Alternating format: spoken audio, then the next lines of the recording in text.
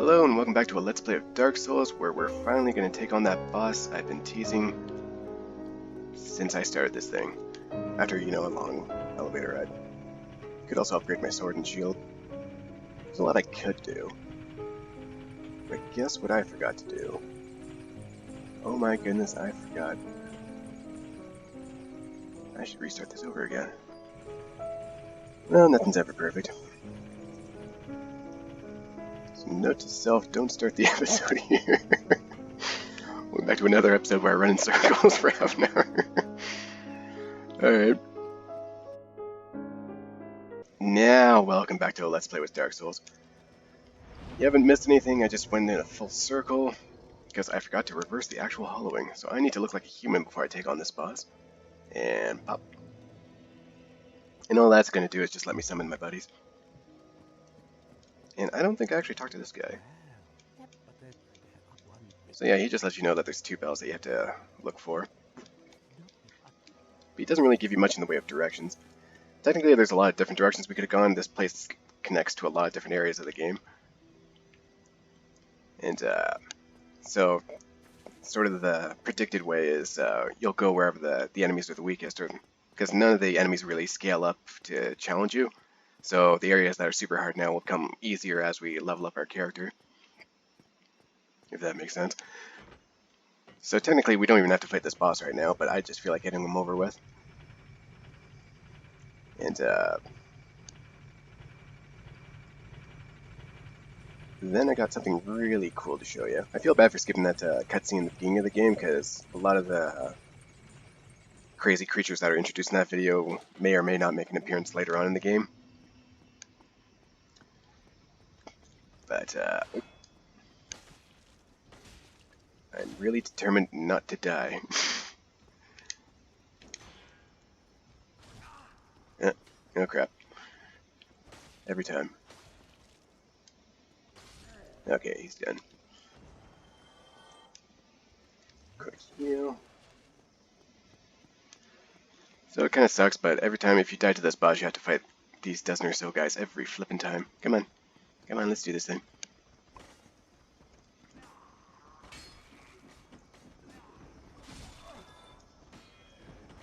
Another great opportunity for firebombs. Just trap them all in this one narrow little hallway and throw a bomb and usually roast a bunch of them. Alright, there's 3 more. 1, 2. No, I'm crazy. Alright, I think we're gonna make it.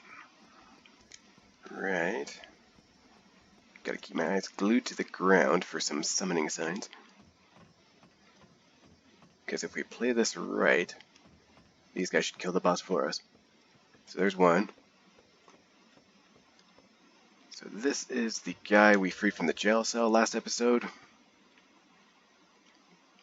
So he'll last, I think, up until we actually fight the boss of this area, and then he'll disappear. Which is why they're all stationed really close to where the actual boss fight is. The NPCs aren't too bad. Like, the area AI is okay, it does the job. And then here's the Knight Solaire. So that's the guy we met who was checking out the sun earlier. And what's this sign say? Tri-tail. Yeah, a lot of the bosses you can chop off their tails to get a secret weapon. Yep. I guess it's just because it takes a little bit of skill to actually get behind them. So my buddies are ready. Solaire's great because you can actually throw lightning bolts. And here we go. This is a nice location for a boss fight. And then... So yeah, let's go and check it out, see what happens. Doop doop doop. Another area we can get kind of knocked off the edge and instantly lose the boss fight. So let's see this remastered cutscene.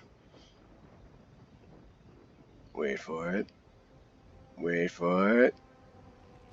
And there he goes. Bada.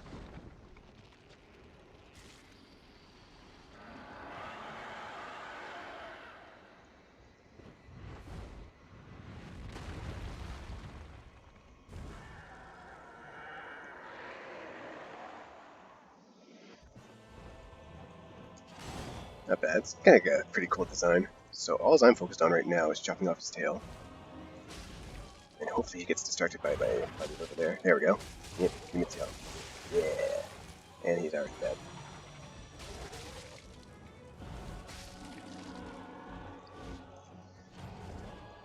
So the trick with this game, or with this boss fight, is after you kill the first guy or get him down to half health, the second guy jumps out, and it's super challenging because you have to kind of manage them both at the same time. When you have two friends who can just absolutely wreck shop, it's not as big of a deal. Gargoyle, oh cool, I got a helmet. So yeah, one of the hardest boss fights in the game, and that's all you really have to do. I guess I didn't really have to do anything, but I kind of wanted the tail weapon for no particular reason. Maybe I can show it off. I don't know if I have the stat requirements for it. I do. So, I think bends. Yep, there it goes. So it's like a super bendy axe. Yeah.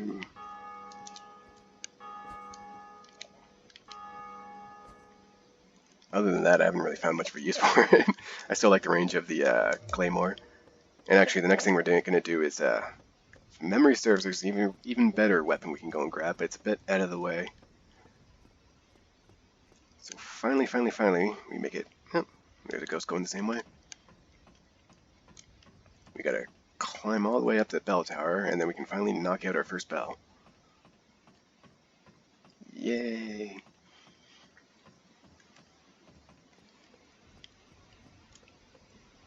Well, it's got quite the view.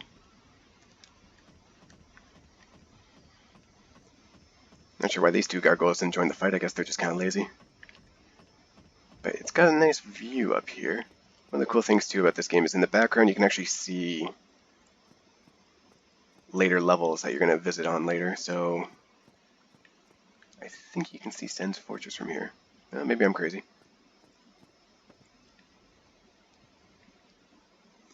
Is that it in the distance?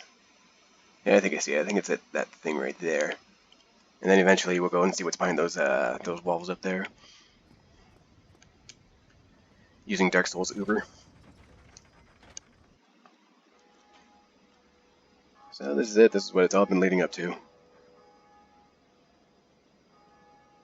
That's Sen's Fortress right there.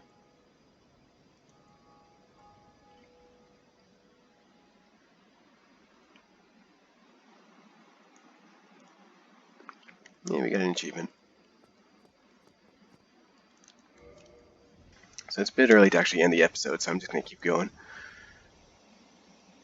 The nice thing is we got about 10,000 souls there, so at least we can level up a few more times, upgrade our armor, our weapons. Put us in a little better shape for what's about to come next, because right now... Oh, hey buddy. Looks like he wants to give me a hug. What does he do? I think he's useful in that he actually gives you an item that gets rid of curses. Yeah, the Purging Stone, 3,000. Ugh. Curses are brutal. They only come up pretty rarely in this game, but when they do come up, basically, if it happens to you, you die instantly and you lose half your health, your maximum health, until you can break the curse, which is a whole process, unless you buy that guy's items. So unfortunately, there's no shortcut that I know of to actually get back, so we gotta walk the long way. But at least all those minions are still dead. So I think the next intended way to go is to use that basement key to go into the back alleys, and then to the sewers, and then to Upper Blighttown, then Lower Blighttown. Then you get to the actual boss before the second bell. But like I said, we're going to take an even more roundabout way by going to the forest first. Mostly because I want to kill a giant butterfly. No one expects the butterfly. So if we run down here... Oh, these guys are alive. Okay. Right, because they came up from Firelink Shrine, I didn't kill them. So that's alright. And by going through the forest, we'll finally get a real set of armor, so we won't die quite as often.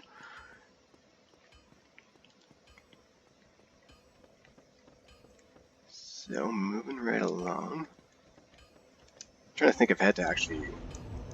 It's a heck of an advantage to know what's going to come up next, but I can't quite remember, so I'm just going to put all my points into Vitality.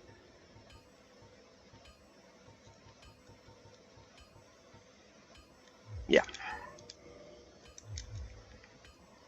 More health is always a good thing. And there's a whole spellcasting thing we haven't been taking advantage of because we haven't had that much access to spells. And then there's this guy.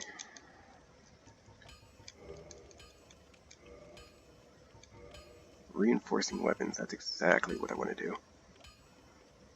Or do I? Never mind. So moving right along, we have, I guess you can call him a mini-boss. This guy's mostly just kind of annoying. Lightning bolt. He jumps up in the air and tries to stab you. Dodge too soon. He's gonna do it. Wait for it. Yeah, near. Taking a bit to actually get the rhythm back in this game. There's a certain move he does. There we go. Just have to not get greedy. He has a ton of health.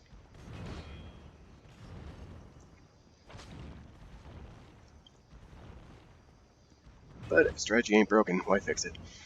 Oop.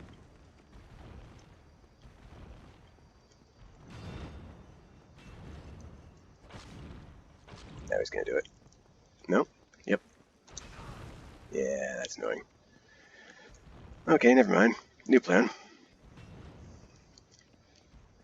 You probably already guessed what it is. What's he gonna do? Shoot lightning at me? I'd like to see him try. And we get into a magical forest.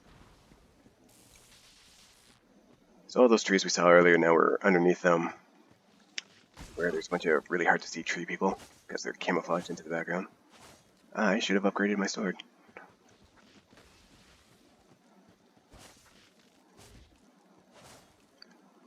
Holy moly, that was quite a few hits.